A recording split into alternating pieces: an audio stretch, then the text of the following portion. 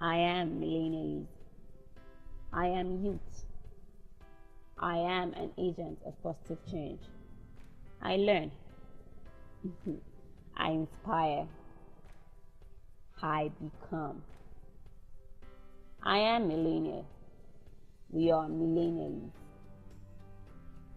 What we try to do at Millenniallies, we are trying to build a glade, a community where knowledge from future leaders that are already being are not so scarce and expensive and not so far out of reach. We're trying to build a glade for curious cats that are willing to source for information, that are willing to learn, willing to teach, and also collaborate. We are millennials, and our mission is to communicate through anecdotes, ideas, and foster collaboration amongst the youth. Once again, we are millennials.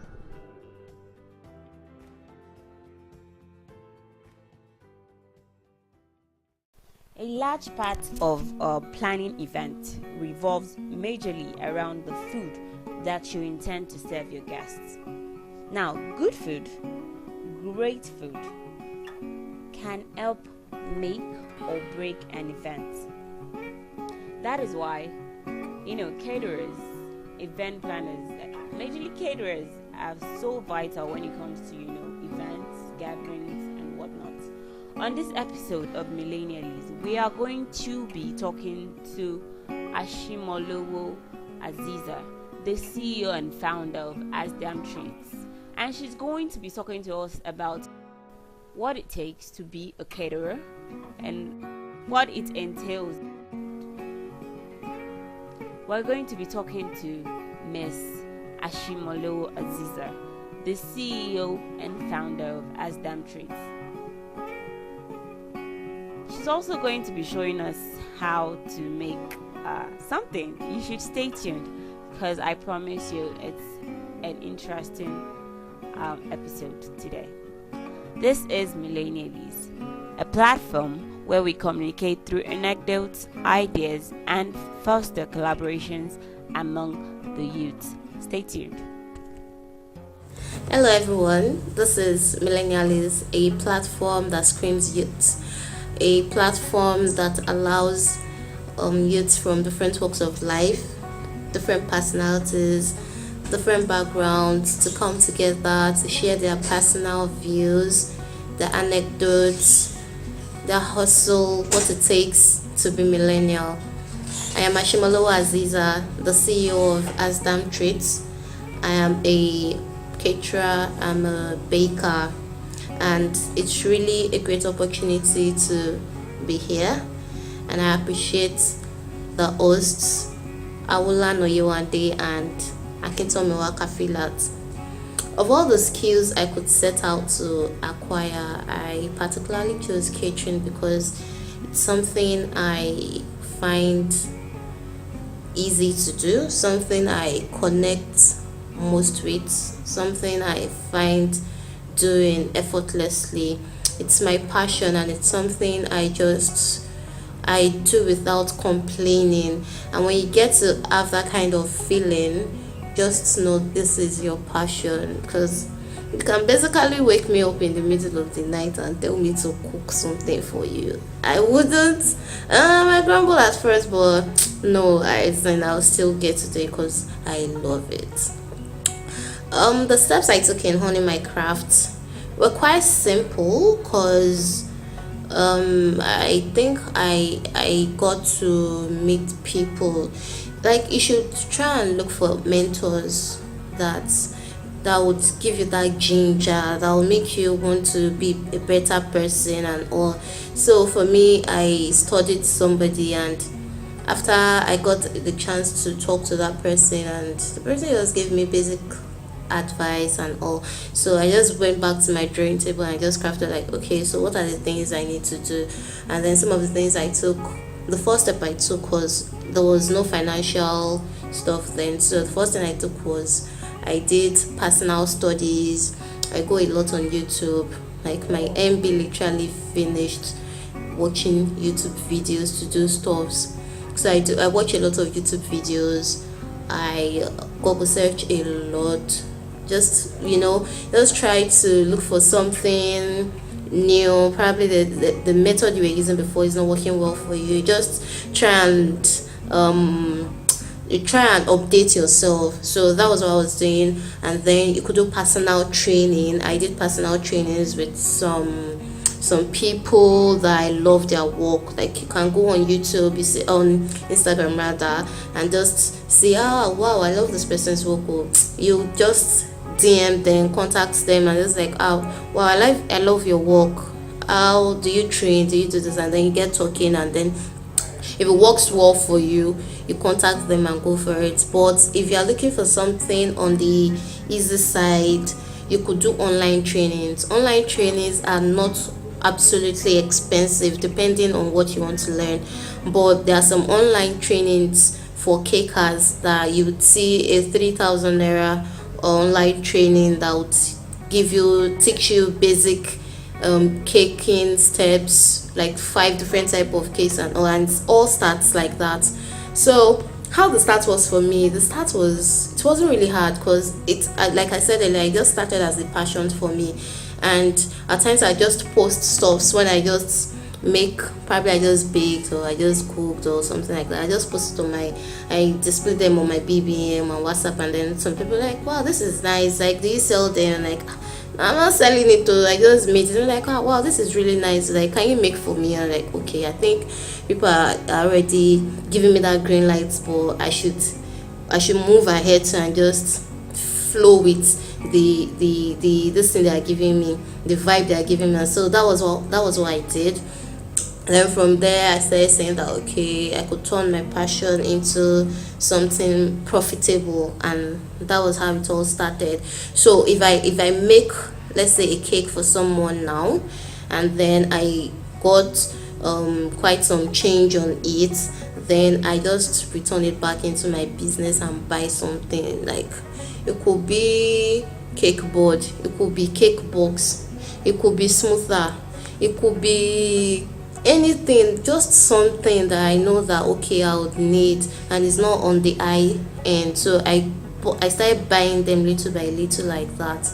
And our own work, our own line, everything is not too small. I could buy 2 pairs of two forks, I could buy spoons, I could buy set of cutlery. It's still part of my work. So it will look funny or look small, but actually is me trying to build something little by little. So how I find my clients, my mouth, though, my brother, my sisters, I basically find clients with my mouth. And then it will get to a point you have to build that confidence in yourself, and you have to build that friendship to people. You should be able to walk up to people with clear intentions, and you have to be a vibrant person that you just tell them, hi, hello, what's up, how are you, how's your day going? Some people don't like you intruding into what they're doing, so you have to first study the environment, study the weather, if the person is in for it or not. So you just tell them, hi, hello, what's up, I'm Asimolowo Azeezah or Azdamtreats. I make cakes, I make food, I make this, I make that, I'm a tailor, I'm a designer, like that. So if you need anybody, think of me. I could give you my business cards, that if you have, or let me just exchange my WhatsApp number with you. So if you need anybody, just contact me. Just saying, as in, you don't know how to just spice up that whole thing and just give them that, oh, okay, if you need me, contact me. And also the word of mouth is, like, to me, number one, because not everybody has time to check Instagram, except those are really techie people. Not techie, like people that are social media oriented. Yeah, let me use that word. So word of mouth, then I can now put in social media platforms. You could upload your pictures, post stuffs, and so basically just tell a friend to tell a friend and all. So that's how I find my clients. Then the positives of social media. Social media gives you the opportunity to meet different people from all walks of life. Because ideally you wouldn't have thought that probably you could get some people's attention, really.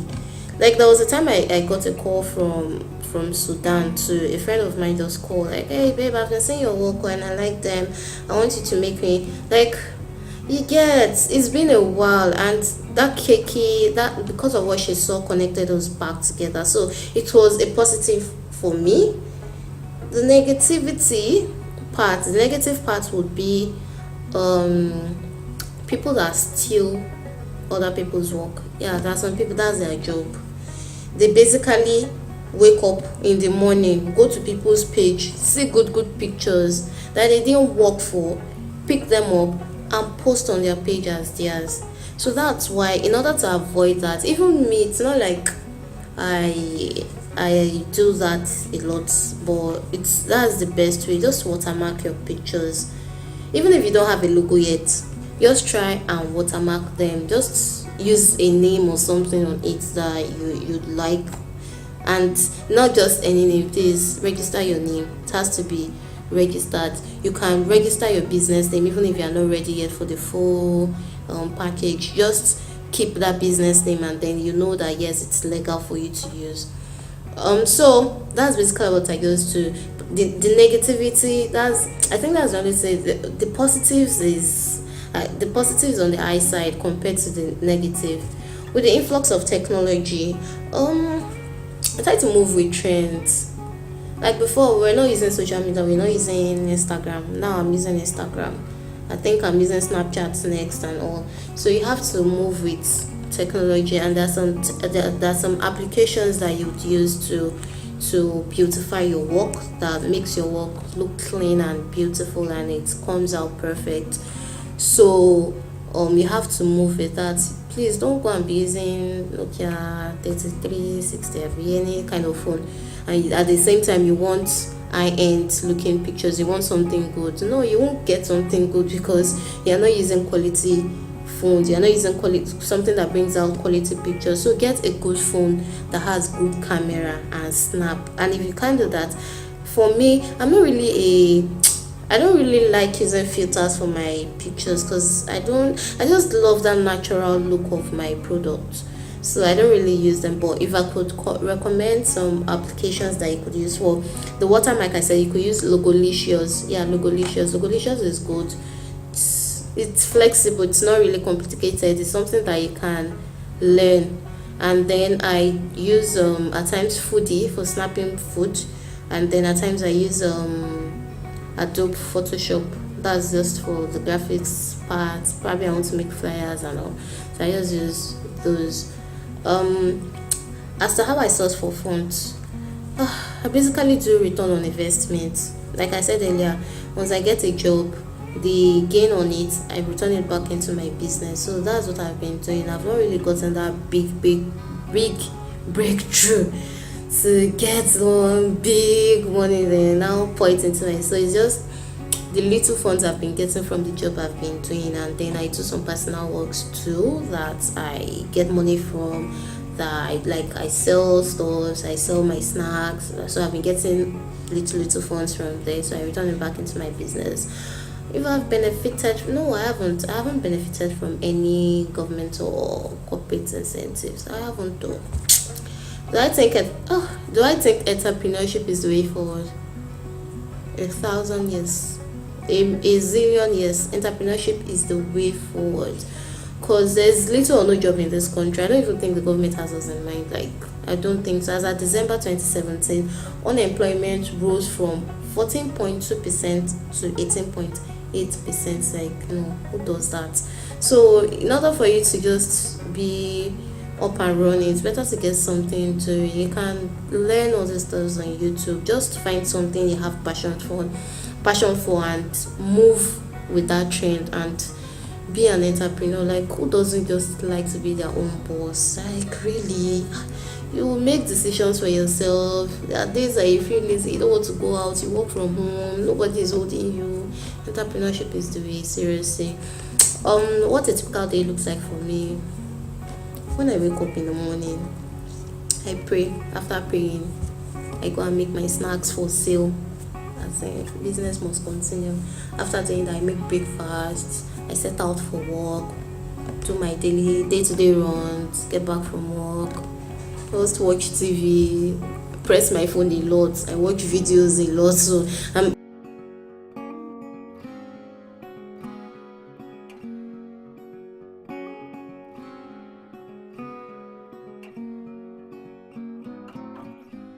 stick pan here.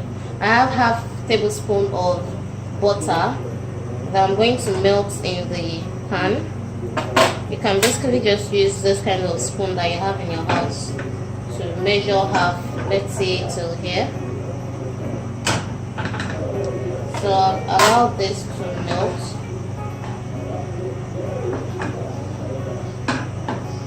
Okay, so this has melted now. I have 5 tablespoons of kernels here that I'm going to transfer into this. Then I'll shake it a bit for it to coat the old butter in it. Depends, you can do less, so just reduce the recipe, or you can do more depending on how big your pan is. So just keep shaking. So you can see that 2 has popped up, or 3. Then you can now cover with a lid and keep shaking. Shake, shake, shake. So you keep shaking till you can no longer hear any sound of popping kernels. Then you know it's done by then. But now it's still, since I can see it, that means it's still in the process. So it's popping right now.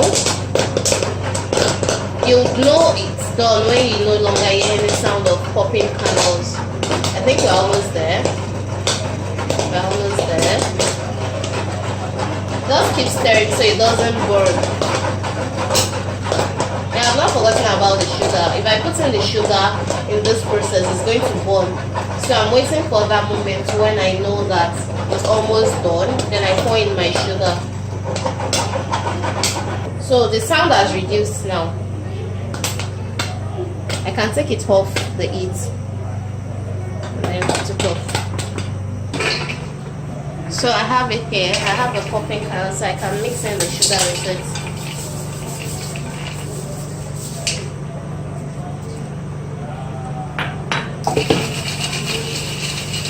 So that's it. You have the popcorn. You can put in salt, a sprinkle of salt on it, and that's it. We are done. So this is Knorr cube. This is the stock cube I use most times. So it gives that fruit this natural and lovely taste. So I use Knorr cubes for my fruit, and then for my baking I use Amel Susan products, because the product is really nice. The corn flour is really smooth in the hand, and the icing sugar brings out perfect white for fondant and buttercream. So basically these are 2 things, my secret ingredients that I use more. So that's it. I'm really thankful for the opportunity, and I hope to be back sometime soon again. Thank you. Enjoy.